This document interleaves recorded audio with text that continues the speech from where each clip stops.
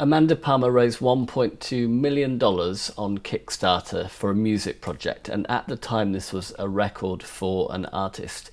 I'm going to break down how she did it using a framework from my book, Crowdfunding a Blueprint. Come along for the ride.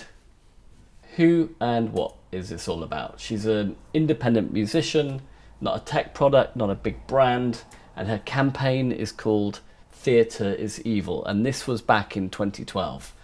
And why does this matter? Because she used psychology and structure, not a huge budget, to build the result. So 3 reasons why people back a crowdfunder. Number 1, a sense of belonging. People want to be part of a story. Number 2, impact. They want to feel that their contribution matters. And number 3, recognition. They want others to know that they supported this, that they got in on it, they were a part of it. So in a way, it kind of comes back to belonging. So one really important thing that Amanda did very well was designing her reward tiers. $1 digital downloads, very low friction entry point, open to everyone. $25 for a CD to get sent to you, a physical connection, an artifact to hold in your hands. People love that. $100, slightly more higher tier, a limited edition art book. It had some exclusivity about it. $300 was a VIP party entrance ticket. So again, that gives experience and belonging, which people really love.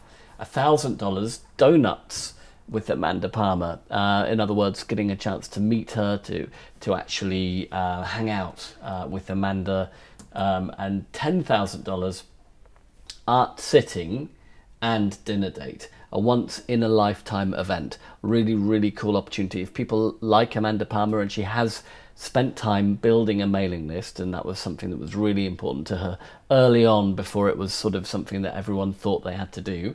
Then getting access and having a dinner date with her is something that would be really cool, basically. So the numbers that matter.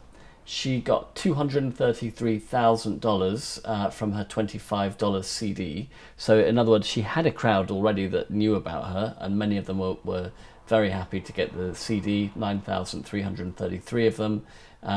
She for her $125 art book, CD and vinyl, she had 1,603 backers, and that she got 200,375 from that. Then her $1,000 rewards, she got $104,000 off that, and $190,000 came from the 5,000 and 10,000 offers combined. Pretty cool. What is the takeaway from that?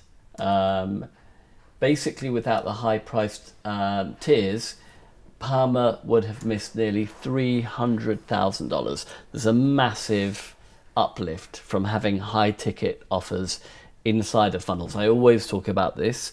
Crowdfunding is exactly the same. Build the ceiling up.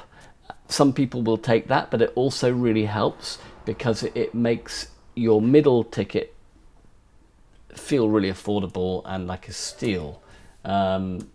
So yeah, the lesson really, artists, not-for-profits should often avoid pricing high because it feels a bit uncomfortable, but there's always people who want what you're offering and always people who can afford it. So a proof of that is in our Power Station project. We sold 2 of Hillary's oil on canvas artworks at £5,000 each. So those high ticket buyers are there, they are following along. And if they feel moved during a campaign, they will get involved at seriously high amounts. So how does this help you designing your own tiers? The power of the middle. Most backers gravitate to mid-tier because it becomes really attractive when they see the very high-priced things.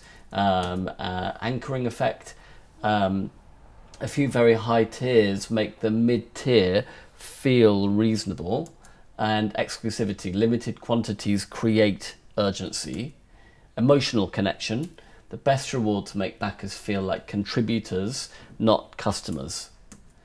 Tangible versus intangible, mix physical and experiential rewards, basically. So if you're only offering 1 or 2 price points, you are definitely leaving money on the table. The full tier design framework is in this book, not just Palmer's, but a structure that you can apply to yours, your own crowdfunding. This stuff is not rocket science, but it does need to be clearly designed and thought out before you launch. If you want to get the book, the link should be down below. Okay, thanks for watching.